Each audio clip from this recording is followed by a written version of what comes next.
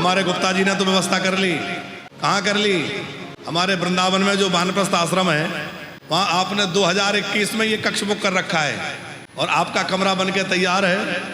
और आप जो है अभी तो यदा कदा जाते रहते हैं, अब धीरे धीरे अब यहाँ तो सब व्यवस्था जम गई है, तो हम तो आग्रह करेंगे कि धीरे धीरे ज़्यादा समय वृंदावन में बिताओ।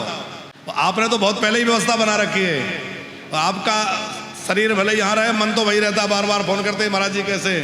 तो धीरे धीरे मन से तो आप ब्रजवासी हो ही गए हैं और कक्ष भी ले लिया है, तो वानप्रस्थ में कक्ष लेने से भी ब्रजवासी हो गए हैं और अब धीरे धीरे पूरी तरह से ब्रजवासी बनाना है इनको। तो इनको ही नहीं, सैकड़ों लोगों को ब्रजवास आज भगवत कृपा से वानप्रस्थ के माध्यम से मिल रहा है। आप सब लोगों को वानप्रस्थ का जानकारी है कि नहीं है? हम लोगों ने वृंदावन में एक ऐसा आश्रम बना रहे हैं जहाँ हमारे बुजुर्ग आराम से रहें। वो वृद्धाश्रम नहीं है, बुजुर्गों की बात आते ही लगता है वृद्धाश्रम होगा, वृद्धाश्रम नहीं है। वृद्धाश्रम में मजबूर व्यक्ति जाता है और मजबूरी में जीवन काटता है, पर वानप्रस्थ में घर में सारी सुख सुविधा है, सब बढ़िया है, खूब सेवा हो रही है, पर मन में भाव आ गया कि अब तो भगवान का भजन करेंगे, किसी तीर्थ में रहेंगे, धाम में रहेंगे, भगवान का भजन करना जाना है। तो बढ़िया वानप्रस्थ में एक कमरा मिल जाता है, उसमें वृद्धाश्रम जैसा कुछ भी नहीं है, बढ़िया कमरे हैं, उनमें सारी सुविधाएं हैं। उस कमरे में रह करके बुजुर्गों को सब भोजन, दवाई, उनकी देखभाल, वो सब व्यवस्था भी मिलती है।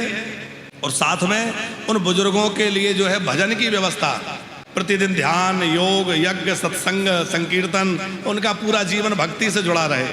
तो इस प्रकार से वृंदावन में आश्रम बन रहा है, खूब भक्त लोग वहाँ आ रहे हैं। उसका उद्देश्य यही है कि उत्तरार्ध में व्यक्ति जब जीवन की आखिरी उस पर पड़ाव पर रहता है तो चौथेपन में घर के परिवार में उलझा ना रहे, मोह से निकल के भगवान के शरण में आ जाए।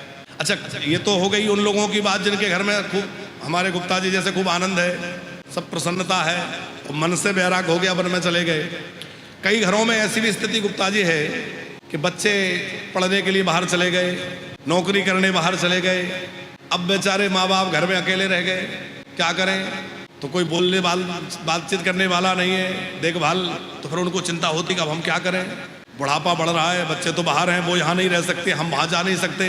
बच्चे भी परेशान रहते हैं कि माँ बाप अकेले पड़ गए। तो वानप्रस्थ में जब कक्ष ले लेते हैं तो बुजुर्ग भी निश्चिंत हो जाते हैं कि अब हमारी जिम्मेवारी आश्रम की है, संस्था की है, और बच्चे भी निश्चिंत हो जाते हैं कि चलो हमारे बुजुर्ग जो है अब बढ़िया आश्रम में पहुँच गए, वहाँ आनंद से रहेंगे।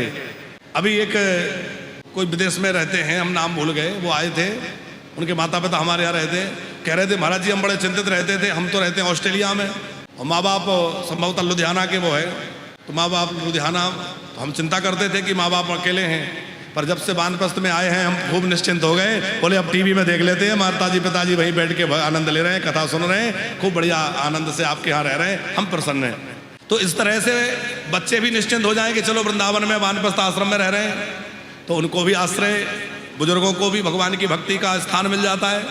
तो आप लोग भी जिनके मन में इच्छा हो कि हमें भी धाम में स्थान मिल जाए, हम भी धाम में एक कमरा बनवा के रहें, हम भी वृंदावन में हमारा एक कक्ष हो, मान लो परमानेंट ना भी रहें तो गुप्ता जी की तरह आना जाना भी बना रहे, तो चलो एक हमारा घर तो है, हमें यह है कि हमारा एक घर वृंदावन में भी है, एक स्थान वृंदावन में भी है, जब जाएंगे वहाँ रहेंगे, जब मर्जी होगी आ जाएंगे।